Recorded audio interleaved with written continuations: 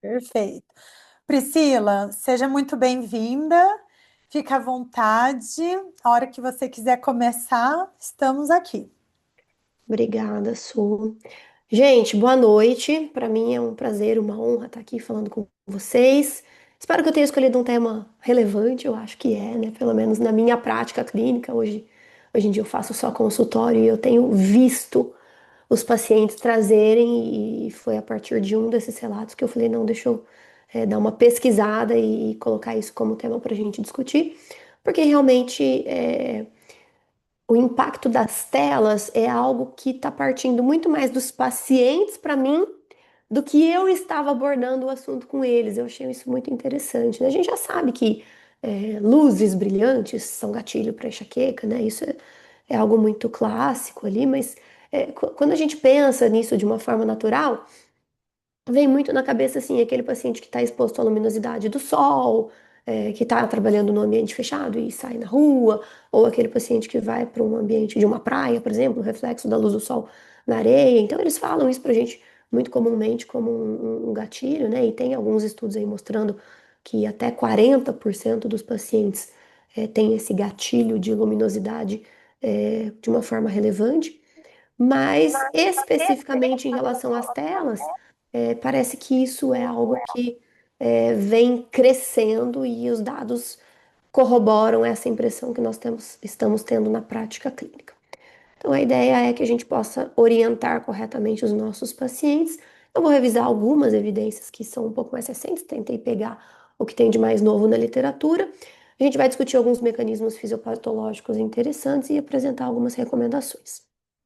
Bom, a crescente digitalização do mundo, né, principalmente pós-pandemia, fez com que o nosso tempo de tela ele aumentasse exponencialmente nos últimos 5 anos. Mas antes ele já não era pequeno. Eu vou mostrar esse dado para vocês. O que a gente tem de alguns dados assim mais específicos são que, por exemplo, o consumo de streaming aumentou 40% nos últimos 5 anos. E estudos em relação a isso nós temos de todos os tipos que vocês imaginarem. Então, encontrei associação de tempo de tela com inúmeros transtornos psicológicos, com mortalidade cardiovascular, porque tempo de tela está associado com impacto em má alimentação, em sedentarismo, com fadiga ocular digital, que é uma coisa que eu vou falar um pouquinho para vocês, cefaleia, tem muitos estudos, né, não só enxaqueca, com distúrbios do sono de toda sorte, mas principalmente insônia. Então a gente consegue ir correlacionando tudo isso aqui com o nosso tema.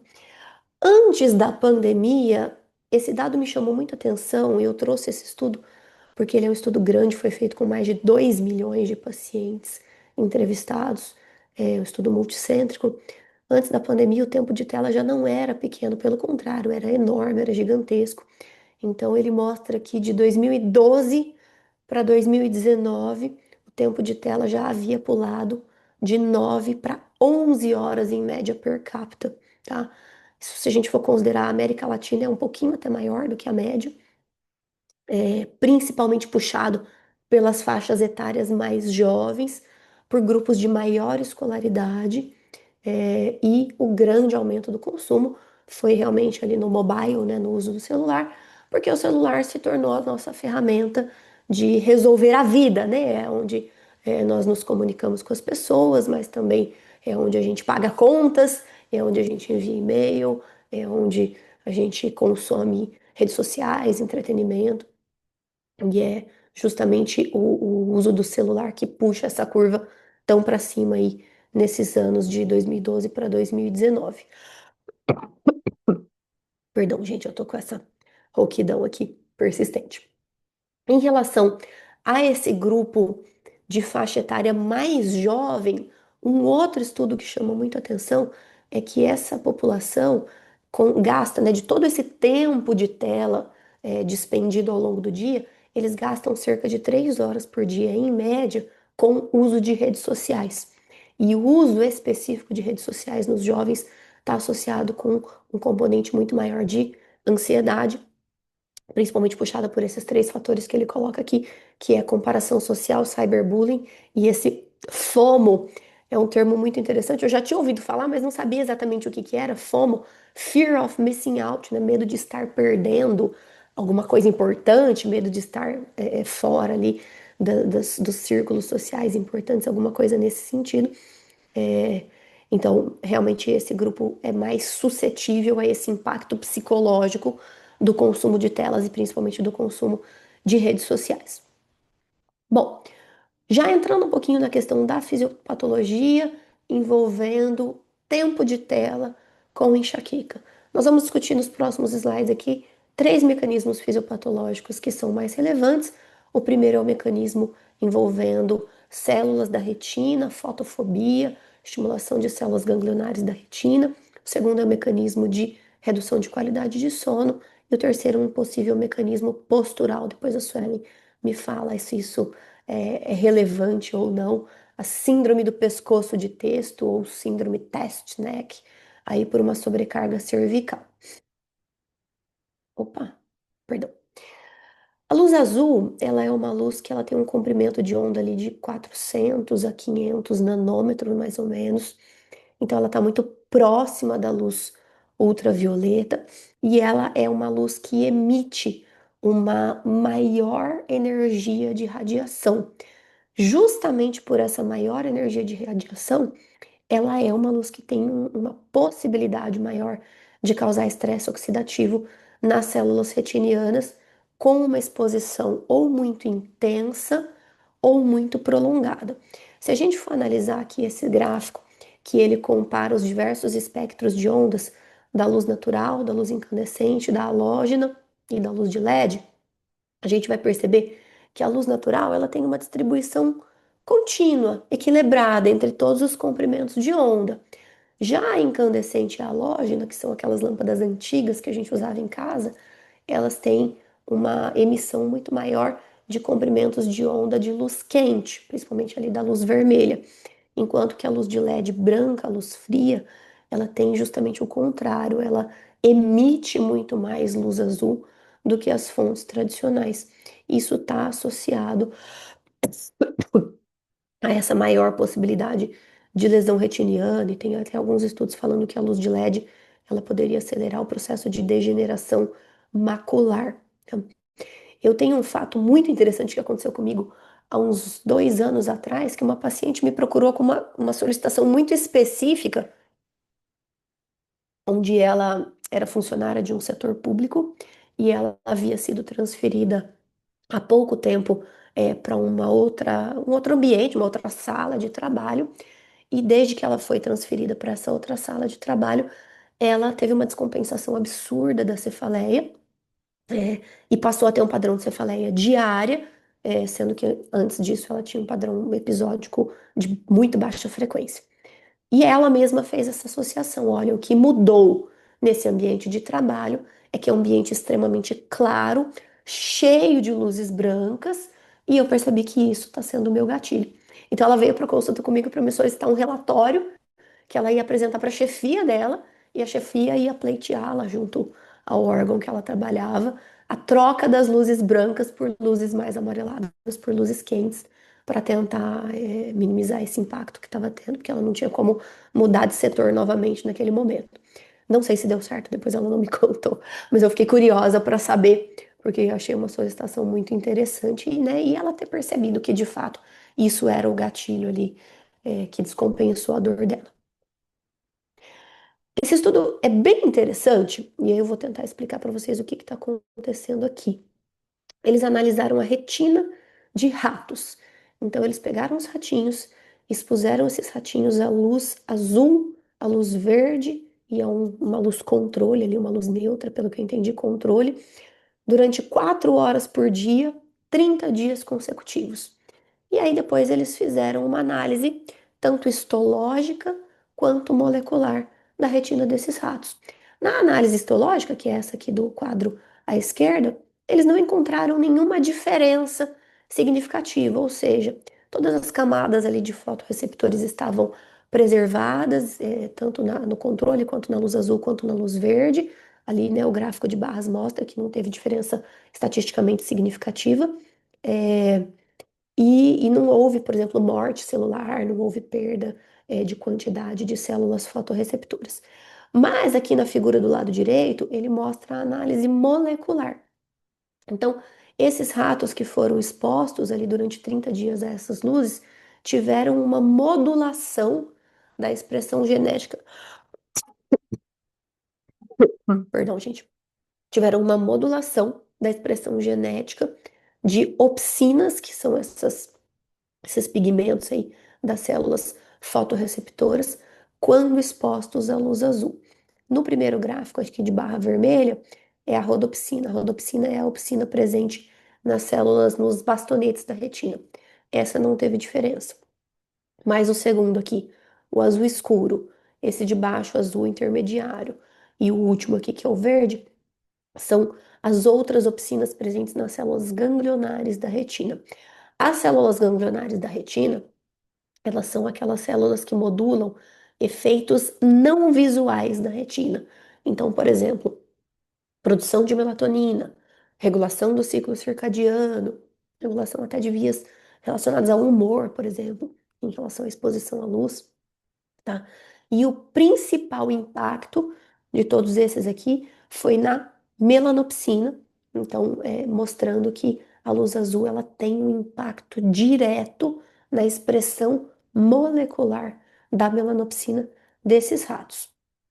Isso faz com que a gente consiga extrapolar esse efeito da luz azul nas nossas células retinianas, justificando, por exemplo, sintomas como a síndrome da fadiga ocular digital ou a astenotopia, que é um sintoma, uma síndrome, na verdade, né? Desculpa, uma síndrome extremamente prevalente entre usuários de tela, primeiramente descrita entre usuários de computador, mas usuários de tela em geral, em que os principais sintomas são cefaleia, visão borrada, dor ocular, lacrimejamento, mas também, né, sensação de peso ocular, sensação de fadiga ocular, dificuldade de concentração visual, queimação, sensação de olhos secos, aumento de piscamento, de necessidade de piscamento excessivo. Então, tudo isso compõe a fadiga ocular digital, que chega a atingir aí quase 70% dos usuários de tela. E, dentre os principais fatores de risco para a fadiga ocular digital, a gente tem aí tempo de tela. Então, o uso de tela em mais do que 4 horas por dia aumenta o risco de fadiga ocular digital em mais de 4 vezes. Má qualidade do sono também é um fator de risco muito relevante. O consumo de telas, o aumento do consumo de telas pós-pandemia, pausas muito curtas, menores do que 20 minutos, também são significativas, e o uso de telas em um tempo intermediário de 2 a 4 horas também é bastante significativo aí para trazer esse sintoma de fadiga ocular digital. Esse outro estudo aqui também é muito interessante. Ele foi feito com pacientes especificamente com enxaqueca.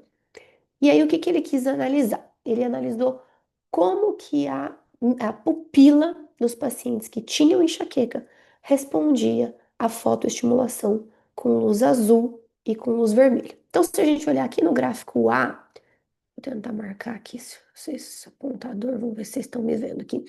Aqui no gráfico A, essa linha superior é a presença de fotoestimulação, então quando ele começa a estimular, e presença de luz depois quando ele retira a luminosidade.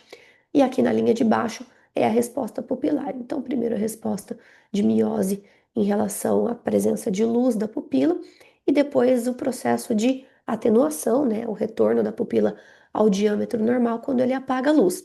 Esse período aqui de retorno do diâmetro da pupila ao normal, ele dividiu em duas fases. A primeira metade, até 17 segundos, e a segunda metade, depois de 17 a 35 segundos. Aí a gente veio aqui para a figura de baixo.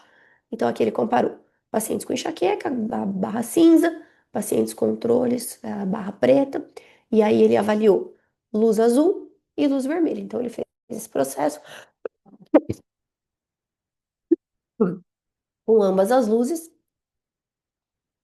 e o que ele encontrou, que foi estatisticamente significativo, foi que os pacientes com enxaqueca tem um retorno do diâmetro pupilar muito mais rápido anormalmente rápido quando na presença de luz azul, tanto na primeira metade quanto na segunda metade.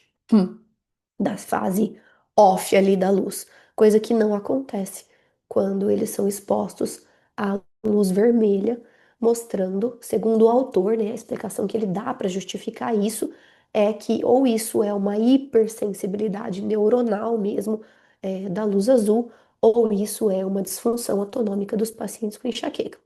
Bom, o que que a gente conclui disso tudo, dessa história toda?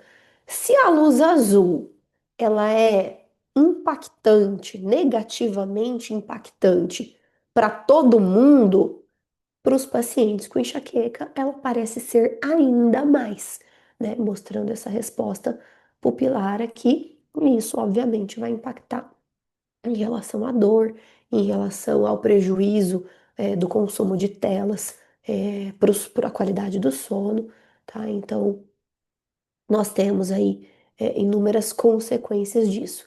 E ainda o mesmo estudo mostrou uma outra coisa extremamente interessante, que é como que a luz azul consegue reduzir o limiar de disparo de depressão cortical alastrante. Depois ele faz uma atenuação com a opsinamida. A opsinamida é um antagonista da melanopsina, e aí quando ele antagoniza, o limiar volta normal, né? O limiar para depressão cortical alastrante.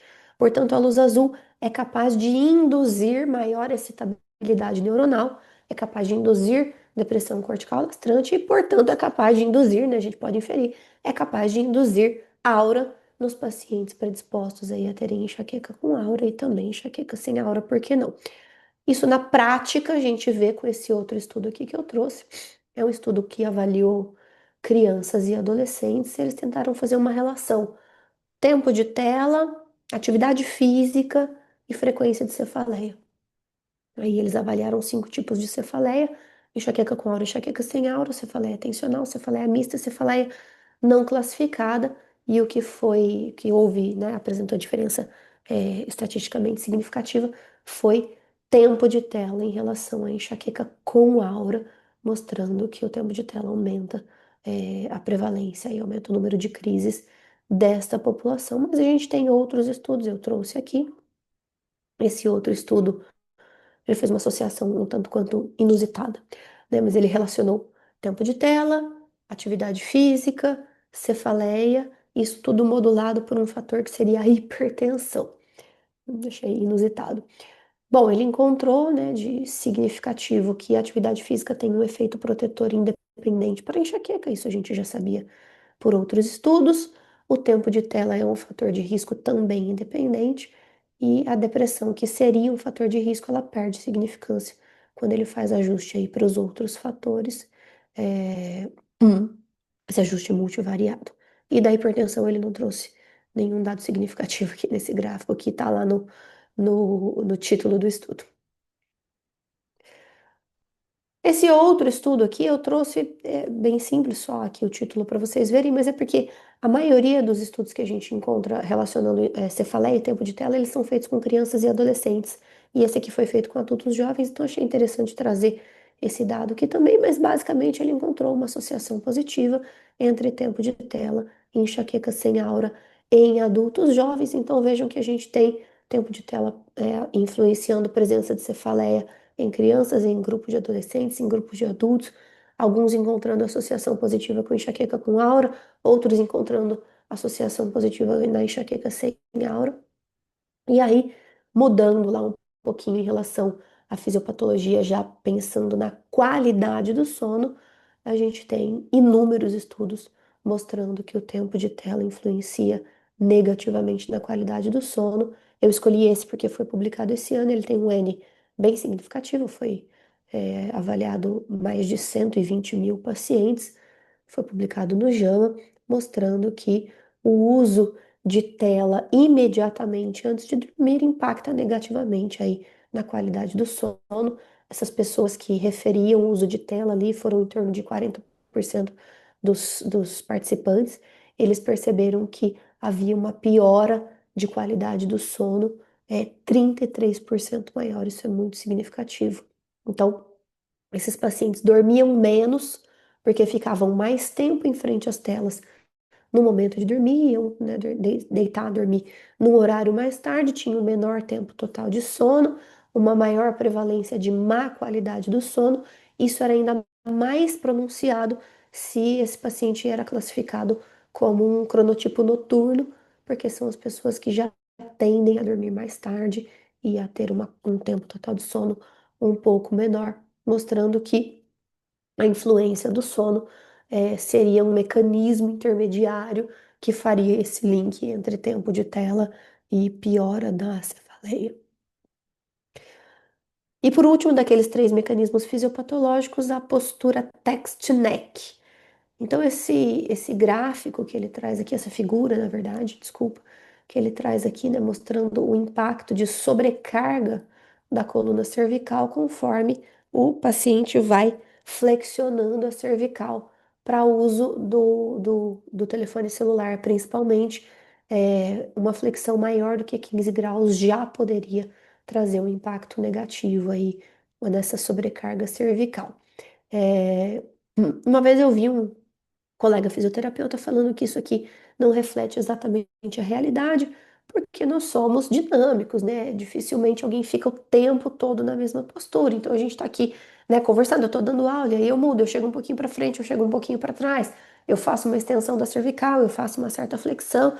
Então, não necessariamente a gente ficaria numa posição fixa, por um tempo muito significativo, mas os critérios para essa síndrome do pescoço de texto seria uso do smartphone por mais de 3 horas por dia e pelo menos três sintomas desses que ele coloca aqui. Então, dor cervical, dor na parte superior ali das costas ou dos ombros, presença de cefaleia não específica, insônia e parestesia de membros superiores, usando o celular nessa postura de flexão de pelo menos 15 graus.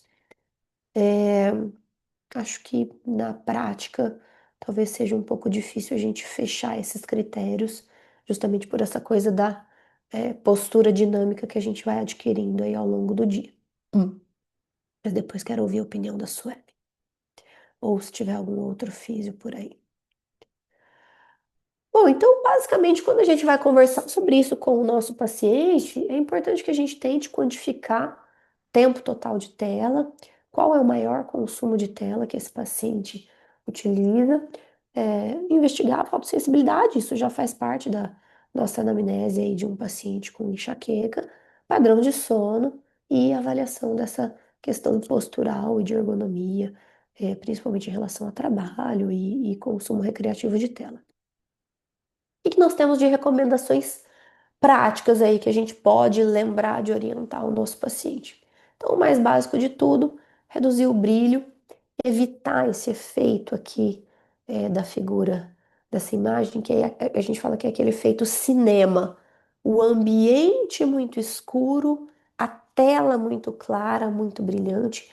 Esse alto contraste entre tela e ambiente é extremamente maléfico para os nossos pacientes. Então, equilibrar, né? Deixar uma luz, uma meia luz, um ambiente no qual a luminosidade esteja equilibrado com a luminosidade da tela e reduzir o brilho da tela de fato, não usar a tela naquele brilho máximo, ativar ali o modo noturno. Hoje, a maioria dos smartphones tem essa função que você pode programar ali automaticamente, modo noturno, para ficar durante a noite toda.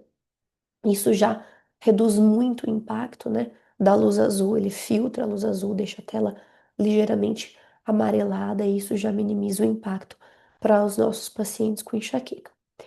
Uma outra regrinha que ele cita é a regra 20-20-20. O que que é isso? A cada 20 minutos de tela, fazer uma pausa de 20 segundos, olhando a 20 pés de distância, que seria algo em torno de 6 metros, tá?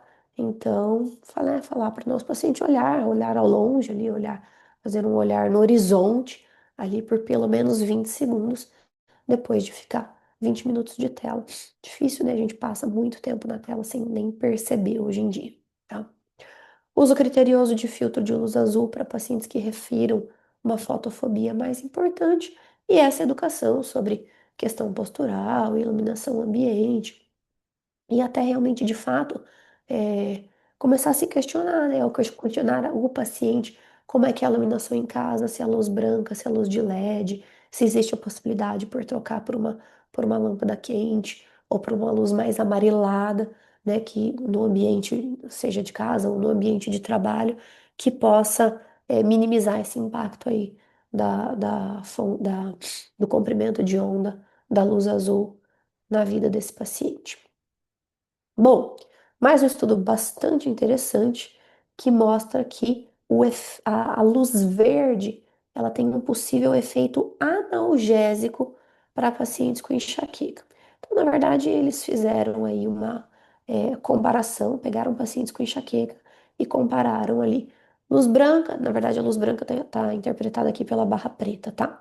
Luz branca, luz azul, luz verde, luz âmbar, que é a barra amarela, e luz vermelha. Eles expuseram esses pacientes com enxaqueca a todos esses comprimentos de onda diferentes e fizeram uma avaliação aí. Primeiro, no gráfico A, da porcentagem de pessoas que referiam piora da dor, da intensidade da dor, com a exposição a essas luzes, versus pessoas que referiam melhora da intensidade da dor. O único grupo que teve melhora foi o grupo exposto aqui à luz verde. Depois eles fizeram uma análise da escala visual analógica de dor. De novo, o grupo da luz verde teve uma redução da intensidade da dor na escala visual, enquanto os outros grupos tiveram um aumento. Depois, esses outros aqui não vou nem citar, mas eles fizeram por último aqui uma avaliação de outros sintomas, sintomas associados à exposição a esses comprimentos de onda. Então, rigidez muscular e sensação de pulsatilidade. E, de novo, o que menos teve impacto ali nesses sintomas associados foi a luz verde, mostrando então que aparentemente a luz verde ela tem um potencial analgésico mesmo, né, de melhora da dor. Não só de não piora, mas sim de melhora da dor aí quando expostos. E aí a gente tem alguns dispositivos. Então, recentemente uma paciente apareceu lá no consultório com esse óculos aqui, Migralens, ela comprou nos Estados Unidos e também a gente tem a possibilidade de orientar os pacientes a comprarem uma lâmpada verde mesmo e deixar num abajur, num ambiente em casa, que eles possam, durante a dor, se exporem a essa luminosidade verde do ambiente como uma forma de cromoterapia. Para concluir, então, exposição prolongada às telas é um fator de risco modificável que a gente precisa abordar com os nossos pacientes.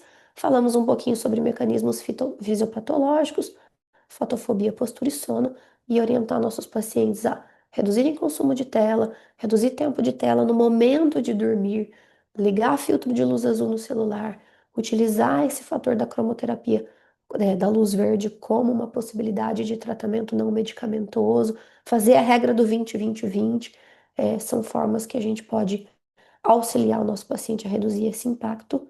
Obrigada. Desculpem aí ter excedido um pouquinho meu tempo. Foi ótimo, Priscila. Obrigada pela contribuição.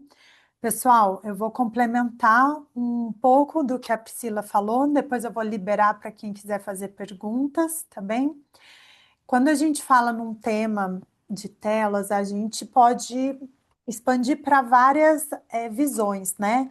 Trazer essa parte da questão ocular mesmo é muito importante. Então, eu sou fisioterapeuta, eu vou complementar essa questão oculomotora. Então, o que que acontece? A musculatura posterior cervical, que a gente fala musculatura da coluna cervical, principalmente a coluna cervical alta, ela é ativada em relação com os nervos óculos motores. Então, nós temos pares de nervos cranianos, temos o óculo motor, troclear, o abducente, que faz parte também da visão, o óptico. E esses nervos, eles interagem eles inervam vários músculos na região dos nossos olhos. E a interação visual, ela é feita com a coluna cervical superior.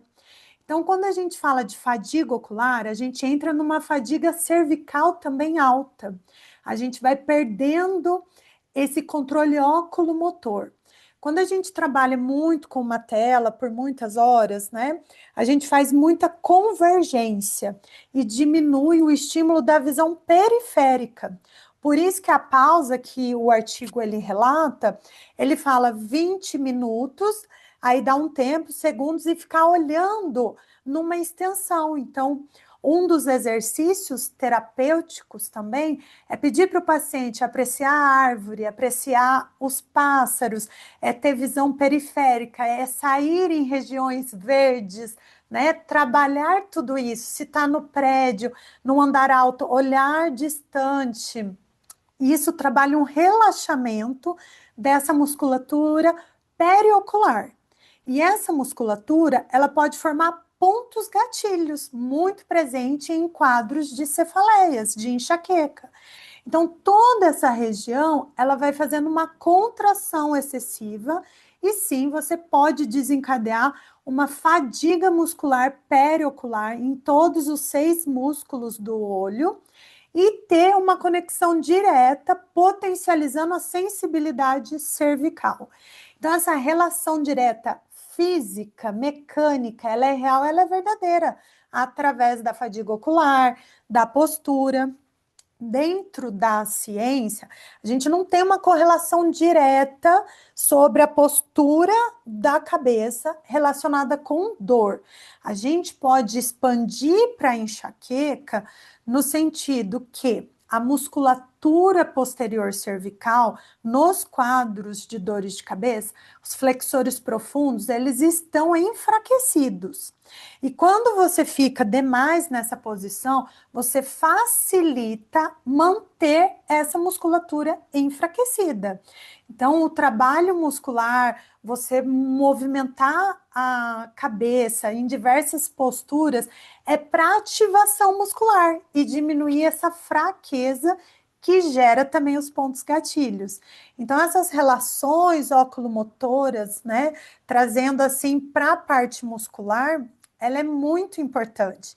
Então, a tela, esse cuidado da exposição da luz, além de ter toda essa alteração fisiopatológica, ela tem uma resposta de contração motora, né? Então, tem toda uma dinâmica alterada.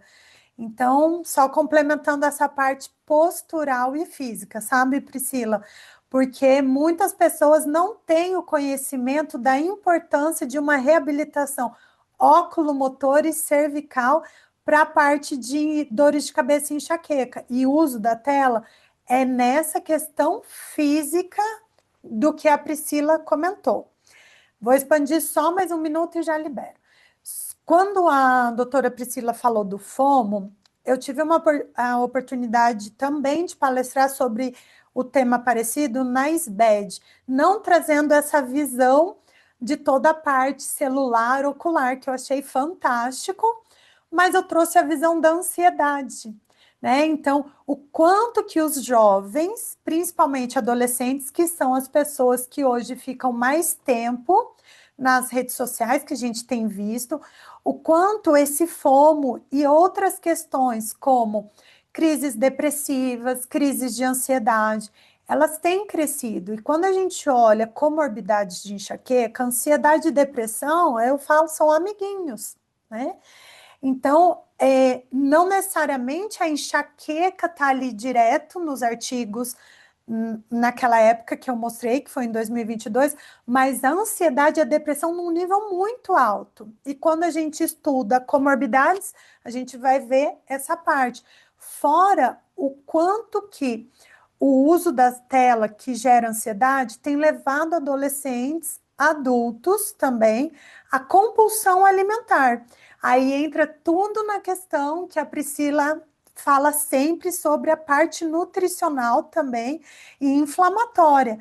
Então, são vários distúrbios associados à exposição excessiva das telas que abrange várias áreas, né, do nosso estilo de vida.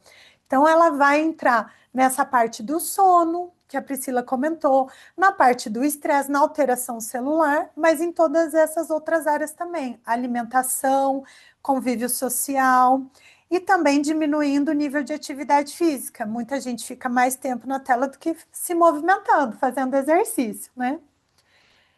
Então, essa era Perfeito, Su, amei essa complementação. Eu essa não tinha visto nada sobre complementação isso. ocular aqui. Pessoal, alguém deseja fazer alguma pergunta? Eu vi que é, a Ivone falou que no consultório ela usa luz verde e os pacientes acham bem confortável. A Cláudia só comentou, excelente apresentação, obrigada por compartilhar. Muito bem, e a Fernanda também. Mais alguém gostaria? Pode tirar do mudo, se quiser, fazer a pergunta direto para a Priscila. Deixa eu ver aqui. Muito bem, Priscila, o Arão. Pessoal, eu vou encerrar então aqui a gravação e vou dar mais um minutinho quem quiser perguntar, ok?